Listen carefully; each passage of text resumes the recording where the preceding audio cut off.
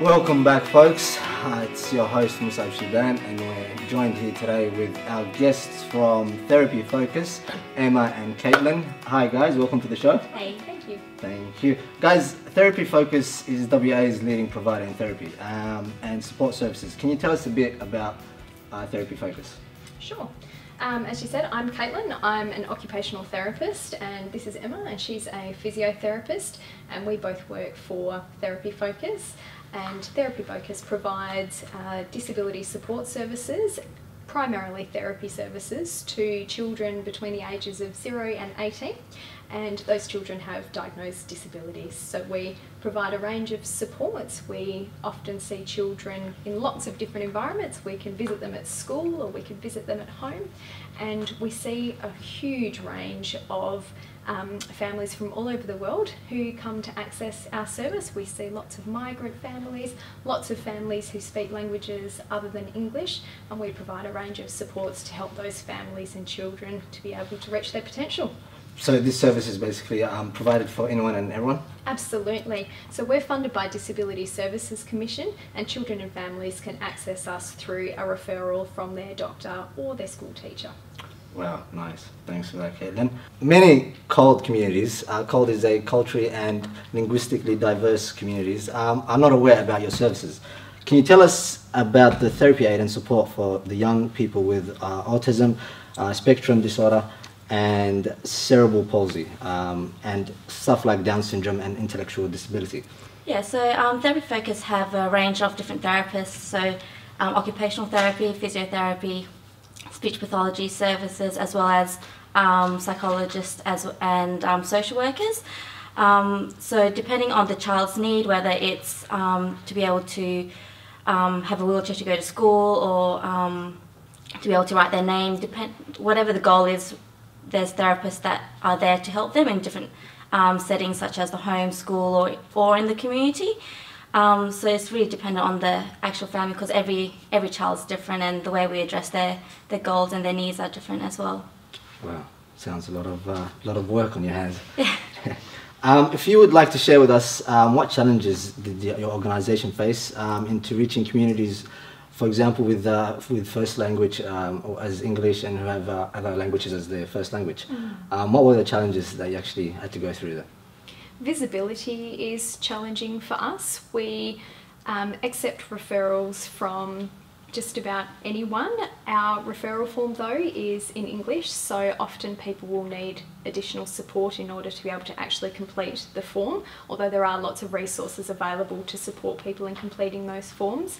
We try and overcome the barriers as best we can. We will offer the opportunity to have all of our appointments done with an interpreter present or on the phone, if that's necessary and required by the family, and we can generally access whatever language we need to.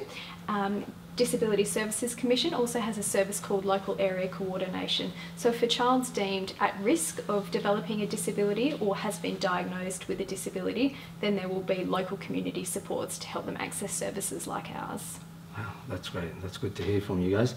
Now, every organisation needs funding to keep the organisation flowing and to keep the project going.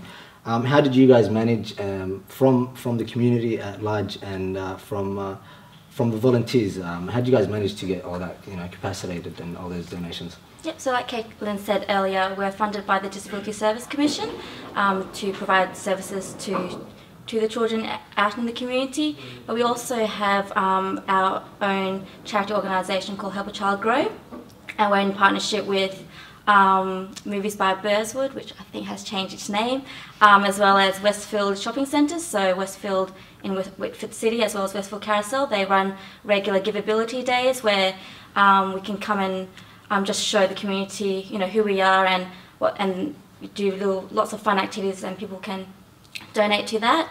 There's also an opportunity for people out there who want to fund something a lot more specific, such as a bicycle for a child. They can give us a call and let us know that hey, I want to donate a modified bike for a child with cerebral palsy or Down syndrome to be able to ride and have fun and enjoy life as a normal kid.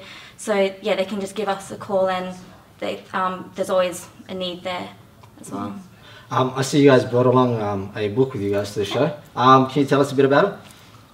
This is an example of one of the books that we publish every year. We run an art competition, and every school child in Western Australia is eligible to enter this art competition.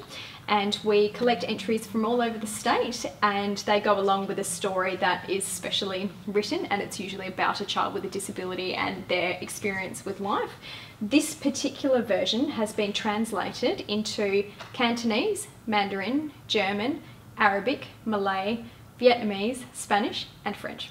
Wow, Yeah. so you guys are Yeah. very active there. And this is an example of something that we would use to try and promote disability awareness across lots of different cultures. And it also does feed into our Help a Child Grow Foundation that Emma was talking about.